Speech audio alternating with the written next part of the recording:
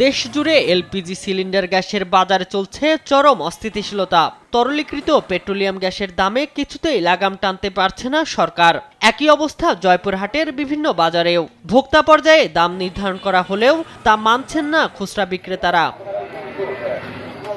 গেল ২ এপ্রিল সারা দেশে সরকার ১২ KG LPG গ্যাসের দাম ৩৮৭ টাকা বাড়িয়ে করে ১৭২৮ টাকা।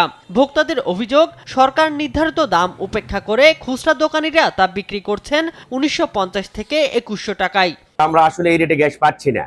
আমরা গ্যাস পাচ্ছি ২০০০ প্লাস ২১০০ টাকা দাম আমাদের গ্যাস কিনতে হচ্ছে। গতকাল একটা গ্যাসের সিলিন্ডার কিনলাম ১৯৫০ টাকা নিচে, তাহলে যাবো কোথায় বলেন? এত ভোগান্তি, তাও গ্যাস পাওয়া যাচ্ছে না। যাই দেখি দোকান বন্ধ, অনেক টাইমে বলে ২০০০ লাগবে, ২০৫০ টাকা লাগবে। একমাত্র আরএফএল ক্লাস পাইপ নিশ্চিত করে প্রতি ইঞ্চিতে সঠিক থিকনেস ও সঠিক মাপ। পাইপের বস, না কিনলে লস। খুচরা ব্যবসায়ীরা বলছেন, কৃত্রিম সংকটের কারণে বেশি দামে কিনতে হচ্ছে তাদের। আমরা বর্তমান গ্যাস কিনতেছি, যে কোনো গ্যাস সর্বনিম্ন ১৮৫০ থেকে ১৯০০ টাকা।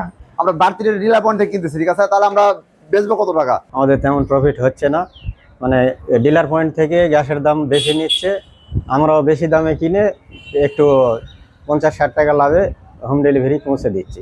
আর ডিলাররা জানান, কোম্পানি থেকে ১৭৯৮ টাকায় সিলিন্ডার কেনার পাশাপাশি পরিবহন ও অন্যান্য খরচের কারণে বেশি দামে বিক্রি করতে হচ্ছে। সরকার নির্ধারিত মূল্যের চেয়ে বেশি নিলে ব্যবস্থা নেওয়ার কথা জানায় জেলা প্রশাসন।